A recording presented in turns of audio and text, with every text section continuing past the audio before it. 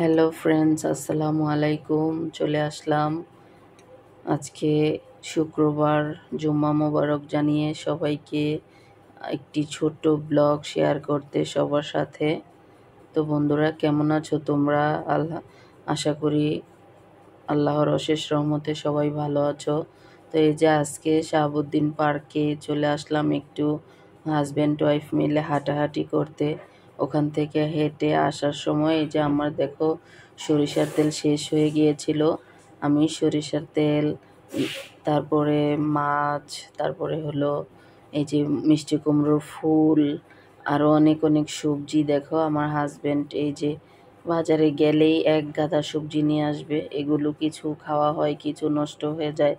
কি করব বলো, আমি তো আর সাথে যাই না। আজকে সাথে ছিলাম, তারপরও এতগুলা সবজি নিয়ে আসছে, বুঝতে পারছো আপুরা? এই যে দেখো, এই যে এখানে 10 মোটা মিষ্টি কুমড়া ফুল আছে। এই যে মৌমাছি উঠতেছে, বুঝতে পারছো? মানে মৌমাছিগুলো এত সুন্দর লাগছিল যখন ওই যে দোকানদারের কাছে ছিল। সব কিছু তো ভিডিও করা যায় না আপুরা, বুঝতে পারছো? আমার হাজবেন্ড হলো এগুলো পছন্দ করে না।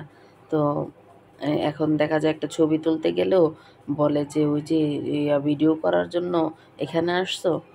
তো তার সামনে আর আমি এগুলো করি না, বুঝতে পারছো? তো বাসায় এসে আমি একটু ভিডিও করে রাখলাম। ভাবলাম যে আপুদের সাথে শেয়ার করব। তো এই যে আমি কিছু পেঁয়াজ এবং ফুলগুলো কেটে নিয়েছি কুচি কুচি করে। এগুলো দিয়ে আজকে চ্যাপা শুটকি দিয়ে ভাজি করব। তোমাদের ভাইয়া বলছিল যে ওনার মা নাকি আগে এটি করে খাওয়াতো, মিষ্টি কুমড়ার ফুল দিয়ে তারপর চ্যাপা শুটকি দিয়ে ভাজি করলে নাকি মজা হয়। তো আজকে আমি ট্রাই করব, দেখি কেমন হয়। এই যে সরিষার তেল দিয়ে দিলাম, সরিষার তেলে কিছুটা রসুন কুচি দিয়ে দিলাম। রসুন কুচিটি দিয়ে একটু ভালো করে ভেজে নেব, যেন রসুনের গ্রানটা খুব সুন্দর হয়ে আসে, বুঝতে পারছো আপুরা? আজকে দেখো, তোমরা কি এগুলো খাও আমাদের মতো? এই যে মিষ্টি কুমড়ো ফুল দিয়ে চাপা শুটকি দিয়ে মানে ভর্তা যেটা কয় ভাজি করে না, সেই ভাজিটা লাল লাল করে ভাজি আর কি। তো এই যে রসুনটা একটু হয়ে গেছে, তারপরে আমি কিছু পেঁয়াজ কুচি দিয়ে দিলাম। বুঝতে পারছো আপুরা? পেঁয়াজটা একটু একটু হবে, বেশি হবে না। একটু পেঁয়াজটা একটু আস্তে আস্তে থাকলেই ভালো লাগে।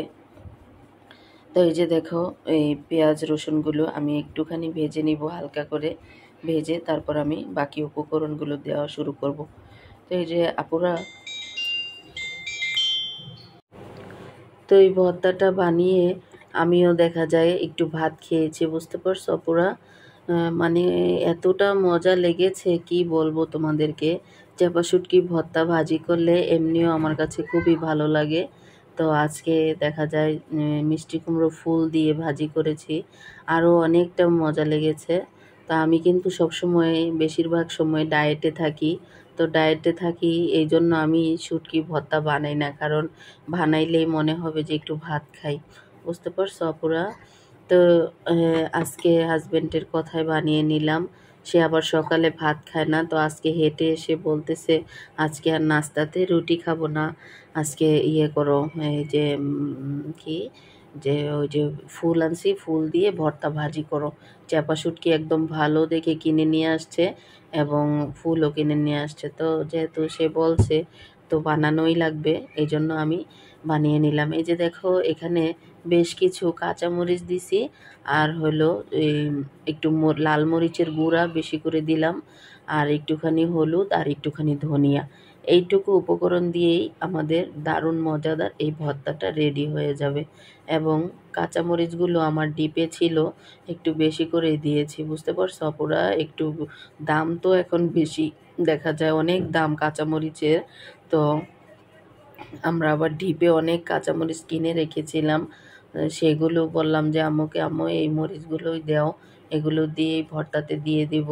তো এমনিতেও কাঁচামরিচ ধনিয়া পাতা আনছি, যেহেতু ভর্তায় দেবো একটু ঝাল বেশি হওয়া দরকার, সেজন্য আমি এই যে ডিপের মরিচটাই দিয়ে দিলাম। তো দেখো, এই যে আমার চাপা শুটকিগুলো কিন্তু সিদ্ধ প্রায় হয়ে গিয়েছে। আমি এই যে কাঁটাগুলো আস্তে আস্তে একে একে তুলে নিচ্ছি, যেন খাওয়ার সময় আর কোনো সমস্যা না হয়। এই যে দেখো, সুন্দর করে কাঁটাগুলো বেছে নিলে কিন্তু পরে আর গলায় লাগার বা কোনো সমস্যা থাকে না। তো এই যে দেখো, আমি এখন যে মশলাটা কষানো হয়ে গিয়েছে সেটা আমি এখন ওই যে ফুলগুলো কেটে রেখেছিলাম ছোট ছোট করে, সেই ফুলগুলো আমি এখন অ্যাড করে দিচ্ছি। আমি ভাবছিলাম যে ফুল যেহেতু নিয়ে আসছি, সে ফুলগুলো দিয়ে আমি ডিম দিয়ে ভাজি করব। সেটাও কিন্তু খেতে মজা লাগে। তো যেহেতু হাজবেন্ড বলতেছে চাপা শুটকি দিয়ে ভাজি করতে, তো আজকে চাপা শুটকি দিয়ে ভাজি করে নিলাম। আপুরা তোমরা কিন্তু একদিন এভাবে করে খেয়ে দেখবা, মানে ডিফারেন্ট একটি স্বাদ পাবা আর কি। অসাধারণ লাগবে খেতে তোমাদের কাছে। আমার কাছে যেটা লেগেছে আমি সেটাই তোমাদের কাছে শেয়ার করছি আপুরা। তো এই যে দেখো সুন্দর করে কিন্তু মিক্স হয়ে গিয়েছে আমার ফুলটা, কিন্তু আর বোঝা যাচ্ছে না যে ফুল ফুল এখানে। দেখতে পারছো আপুরা? মাছ মাংসের ফাঁকে কিন্তু মাঝে সাঝে একটু ভর্তা, শুটকি রান্না, ভুনা এগুলো কিন্তু ভালোই লাগে। সবসময় মাছ মাংস খেতে আসলেই ভালো লাগে না। বাচ্চারা তো মাছ মাংস ছাড়া কিছু খাবে না, ওদের জন্যও রান্না করা লাগে যেহেতু। তো আমার ছেলে আবার রুটি খেতে চাইছে, বলতেছে আমি পরোটা খাবো পরোটা খাবো। তার জন্য আমি কি করলাম, এই যে পাশের চুলায় সরিষার তেল দিয়ে ওকে আমি পরোটা ভেজে দিলাম। পরোটা ভেজে চিনি দিয়ে দিলাম, ও আবার চিনি খেতে পছন্দ করে। তো বাচ্চাকে চিনি দিয়ে পরোটা দিলাম। আর এই যে দেখো পরোটাটা তোমাদের সাথে শেয়ার করলাম। তো যেহেতু বাচ্চা খাবে তার জন্য আমি সয়াবিন তেল দিয়ে ভাজিনি, কারণ সয়াবিন তেলের পরোটা খেলে আমারই একদম নাক দিয়ে গ্যাস উঠে, তেল তেল মানে নাক খুব জ্বালা পোড়া করে, গলা নাক বুক। এই জন্য আমি কখনোই পরোটা ভাজে খাই না সরিষা আর এই সয়াবিন তেল দিয়ে। এজন্য সরিষার তেল দিয়ে আমি এটা করে দিলাম।